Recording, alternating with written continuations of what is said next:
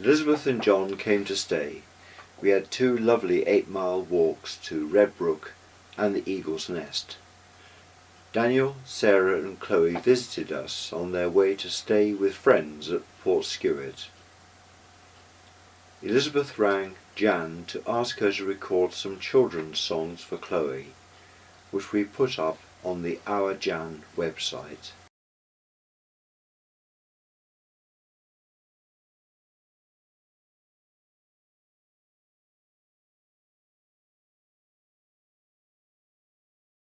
At Gullybrook Lane, we helped Paul to erect the frame for his new 12-foot by 6-foot polytunnel. First we had to drill 8 large holes into the flags for the anchors before assembling the skeleton, which was like a giant Meccano project. It was a 12-hour day's work, and by the end of it my right knee kept giving away. It took over a week to recover. I started up a U3A web design group and a website to go with it. There were 8 of us in the group at the start, and I began by teaching them HTML coding using the brackets editor. Over the year, 6 members created their own websites, and then in the second year we went on to learn CSS coding.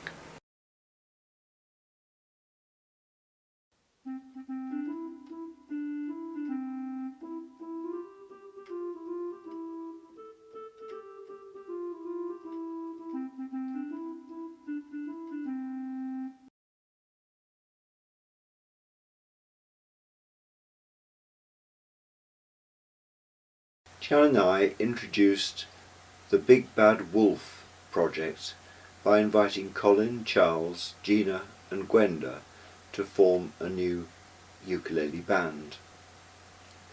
We got down to arranging and rehearsing 12 songs and met for 4 to 6 hours a week.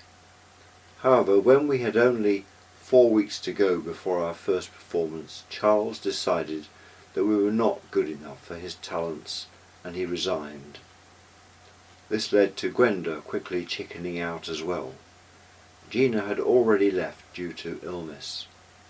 However, the 3 of us who were left decided to continue. We rearranged the songs and proceeded to get ready for the first performance. The line-up was now Colin on tenor ukulele, Jan on concert ukulele and Chris on U-bass.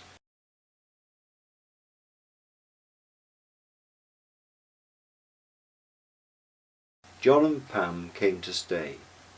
We went on 2 lovely 8-mile walks from Portskewett to Chepstow and then over to Redbrook. We drove over to Bristol for the day and followed Catherine around several parks, videoing her and her other dog walkers who worked for Doggy Ventures.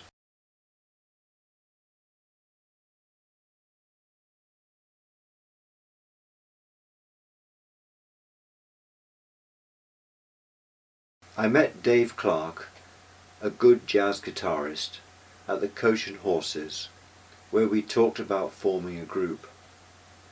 I then contacted a conga player named Gwyn, a saxophonist named Alan, and a singer named Pam.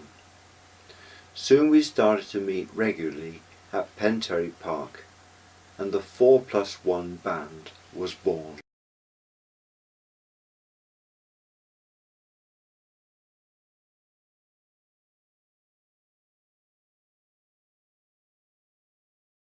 There were now 21 of us in the ukulele group, and calling ourselves Offa's Tykes, we were now performing at a variety of locations in the summer and at Christmas. Jan and Pat rehearsed for the choir concert as the 2 bridesmaids.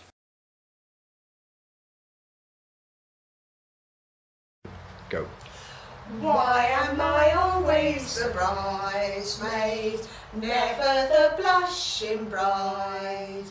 Ding dong, wedding bells only ring for other gals, but some fine day oh, let it be soon.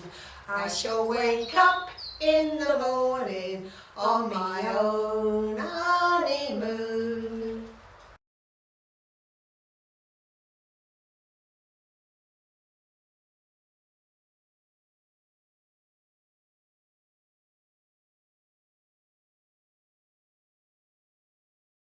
With 12 songs ready, the 4+1 band ventured out to perform at the Cherry Tree Care Home in Caldecott, and then at the Windcliffe Arts Centre in St Albans.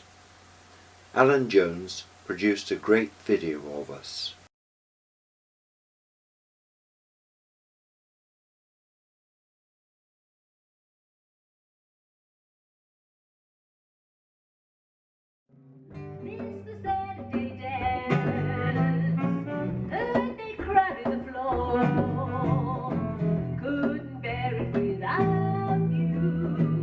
Don't get around much anymore. Lord, this is the club.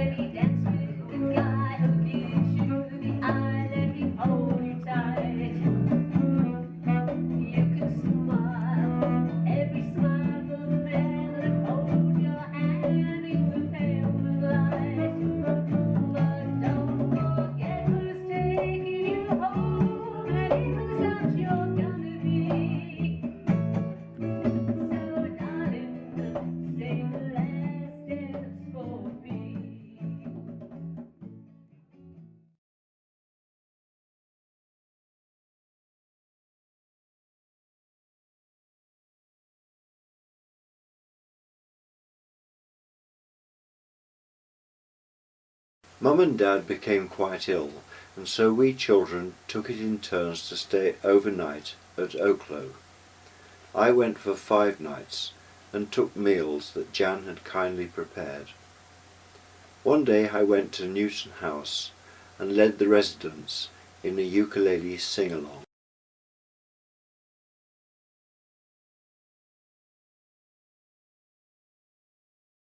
On the day of the EU referendum, we decided to pull the old man's beard creeper off a tree in the garden.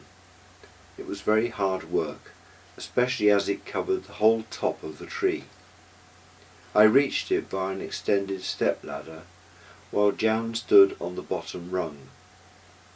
For some reason, as I was descending, I fell off, knocking Jan over in one direction and falling onto my rib cage the other way. We both lay there winded for a while. Fortunately, Jan was soon on her feet again and was able to walk to the polling station. I had used my postal vote, which was a good thing, as I was quite unable to go with her, and just crawled into the conservatory and lay on the settee. I had sustained bruised ribs and strained muscles, and so I began to take the maximum dose of ibuprofen. The following morning, due to the pain, I got up at 4:30 a.m. and so was able to see the referendum results coming in. 3 days later, my muscles started going into spasms. Internet doctors said that this was to be expected. And a week later, I started gentle exercise and going for short walks. It took, as the Google doctor had told me, over 7 weeks before the pain noticeably began to subside.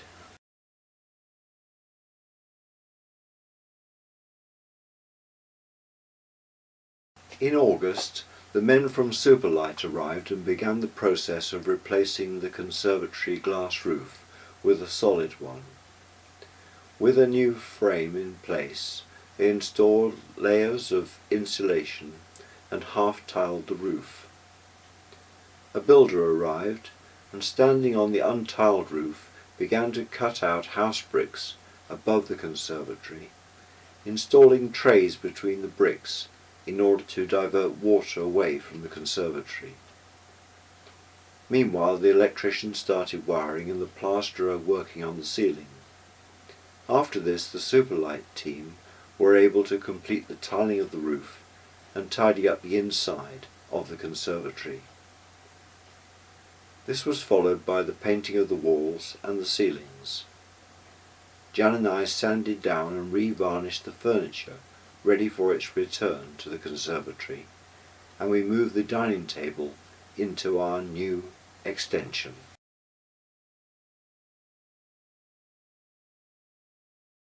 Skye achieved a distinction in both of his B.Tech subjects, Information Technology and Business Studies. He came to stay, and I took him on the 8-mile walk from Bigswear Bridge along the Offarsdyke path to Redbrook, where we stopped for lunch and a pint at the Boat Inn, before returning to Bigswear Bridge following the course of the old railway. I met up with Jeff Cram in order to take over the role of the Chepstow U3A website administrator, and soon I was being emailed by conveners and committee members with information to be added to the site. Jan visited the Gwent Cat Protection website and saw a picture of Harry and Socks, 9-year-old brothers who had been abandoned. Soon they were delivered, and we kept them inside for 3 weeks as suggested. The lady who brought them thought that they might have the Maine Coon breed in their genes. Apparently these large furry cats were favourites of Marie Antoinette, who sent them ahead to America as she planned her not-to-be escape from France. The cats arrived in Maine, and the Americans thought that they looked like raccoons.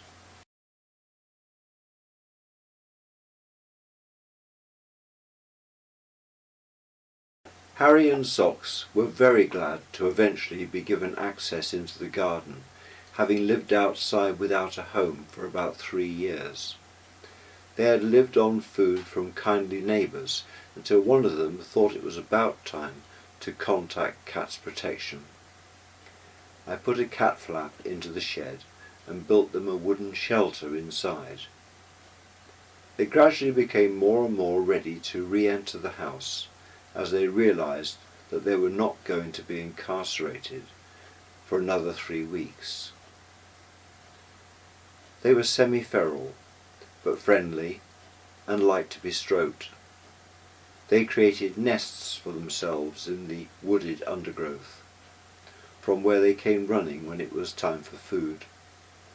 And sometimes they stayed in the conservatory to sleep on a beanbag. Earlier in the year, the neighbours to 4 Dalzell Street, Moor Row, Ben and Amy, contacted us to let us know that the front window had been broken and that loud music was being played late at night. Jan tried to contact Angela Fisher, who was also behind with her rent, to no avail. Also, the central heating engineer was unable to gain access to maintain the system and issue the annual certificate. Now they rang to tell us that our property was becoming a party house, with Angela Fisher's son bringing crates of beer and friends into the house. With no improvement in the situation, we had no choice but to serve a notice of tenancy termination. Forms for the eviction were sent to the county court, together with £355 for the application and £110 for the bailiffs. We would also pay a locksmith to change the locks, remove belongings and clean the house for £350, and a glazier to replace the broken window and the front door, which was also damaged, for £703. Eviction day eventually came, and the locksmith reported back with photographs that the toilet had been smashed, a cannabis factory was found upstairs, and a radiator had been pulled off the wall. The bill to rectify all of this was a further £960. The footnote to this story is that the neighbours, Ben and Amy, bought the house from us.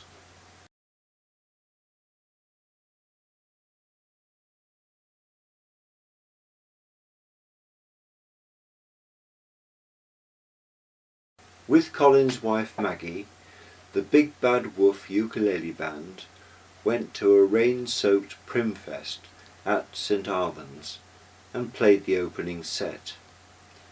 Not many people turned up, but we were well received and stayed to watch Barry and Suzanne's group Wild Birdseed while eating beef burgers and drinking beer. 5 weeks later we performed at the Memory Cafe in Newport. It went down very well and the members joined in with most of the songs.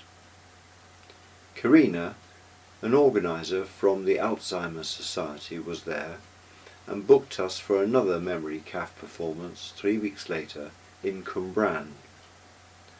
The Tom Jones song Delilah went down particularly well. "That's our national anthem," they said.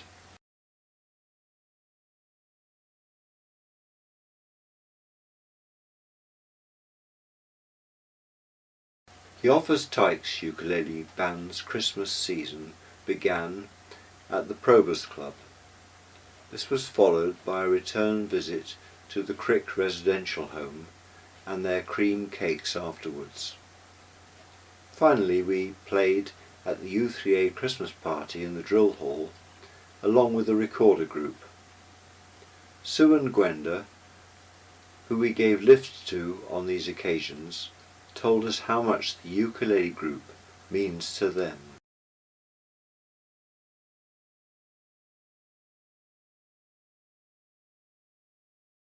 Dave left the 4+1 band and we recruited Keith as our new guitarist. We performed at the Dolman Theatre, Newport in October, and for a Newport Inner Wheel charity fundraising dinner in November. Gwyn moved away from the area and we found a new drummer named John. The band finished the year with a dinner party at Keith's home with our spouses. The 10 of us got on very well and we had a great time.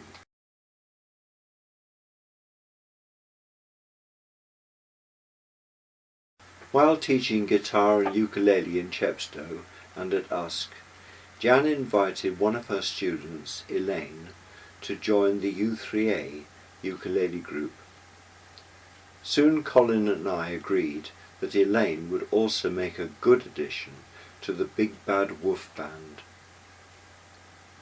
Our first performance together took place at the Malpas Court Memory Cafe near Newport.